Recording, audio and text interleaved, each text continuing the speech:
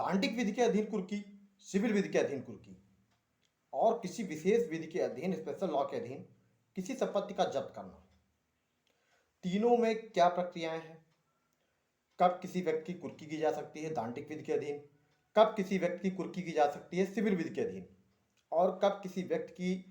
जो संपत्ति है वो जब्त की जा सकती है स्पेशल एक्ट विशेष विधि के अधीन। तो फ्रेंड्स, पूरी जानकारी इस एक वीडियो में, वीडियो को ध्यान से अंत तक देखिएगा। किसी भी व्यक्ति की संपत्ति कुर्की तब की जा सकती है दांडिक विधि के अधीन जब कहीं ना कहीं दंड प्रक्रिया संहिता 1973 की धारा 82 के अंतर्गत ऐसे व्यक्ति को जो कहीं ना कहीं अपने आप को गिरफ्तारी से बचने के लिए छिपा रहा है या ऐसी जगह कहीं जाके छिप चुका है, या मान लीजिए उसके विदेश भाग जाने की संभावना हो, तो ऐसे व्यक्ति को दंड प्रक्रिया संहिता 1973 की धारा 82 के अंतर्गत फरार घोषित कर दिया जाता है, एब्सकॉन्ड घोषित कर दिया जाता है। और अगर ऐसा व्यक्ति 30 दिनों के भीतर पुलिस अधिकारी के समक्ष या न्यायालय के समक्ष उपस्थित नहीं होता है तो दंड प्रक्रिया संहिता 1973 की धारा 83 के अंतर्गत ऐसे व्यक्ति की समस्त चल एवं अचल संपत्ति कुर्क कर ली जाएगी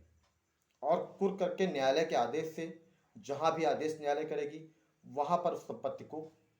ब्यौरे के साथ रख दिया जाएगा। और जब भी ऐसा व्यक्ति मान लीजिए न्यायालय के समक्ष उपस्थित हो जाता है या पुलिस उसे गिरफ्तार कर लेती है और वह आवेदन करता है कि उसकी संपत्ति को जो जब्त की गई थी, चल अचल संपत्तियां रिलीज कर दी जाए, तो फिर न्यायालय रिलीज कर सकती है।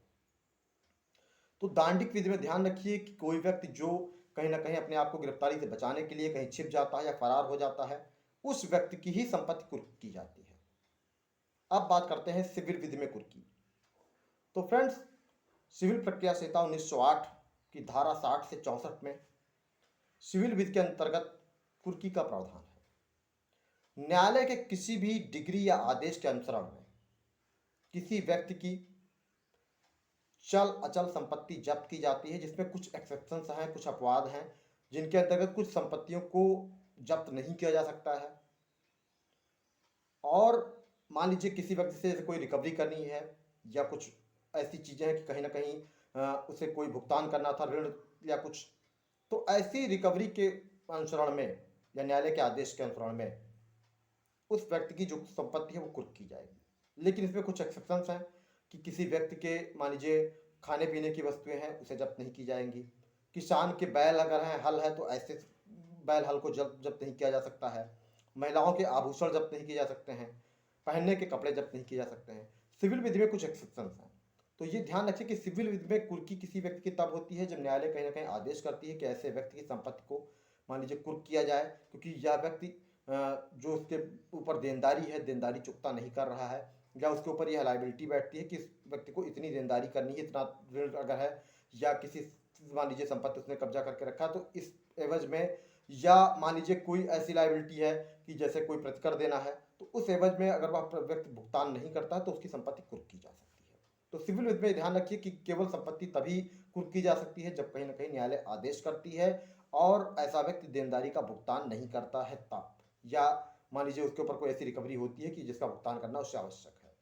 अब बात करते हैं स्पेशल एक्ट विशेष विधि के अंतर्गत किसी संपत्ति का जब्त होना। तो फ्रेंड्स, विशेष विधि के अंतर्गत किसी भी व्यक्ति की संपत्ति तब जब्त होती है जब यह माना जाता है कि उस व्यक्ति ने जो संपत्ति अर्जित की है वह उस अपराध के परिणाम स्वरूप है या उस कार्य के परिणाम स्वरूप है जिसके कारण कहीं ना कहीं उसने वह संपत्ति बनाई है। जैसे मान लीजिए यूपी गैंगस्टर एक्ट में सेक्शन 14 सब सेक्शन 1 में प्रावधान है कि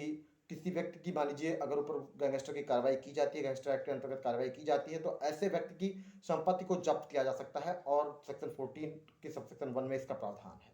या मनी लॉन्ड्रिंग एक्ट में भी प्रावधान है कि किसी व्यक्ति की संपत्ति को जब्त किया जा सकता है जिससे मान लीजिए कोई ऐसा अपराध किया है कि कहीं ना कहीं संपत्ति जो है और गलत तरीके से अर्जित की है और उस कार्य के परिणाम है कि जिसमें उस एक्ट के अंतर्गत अपराध है वह कार्य।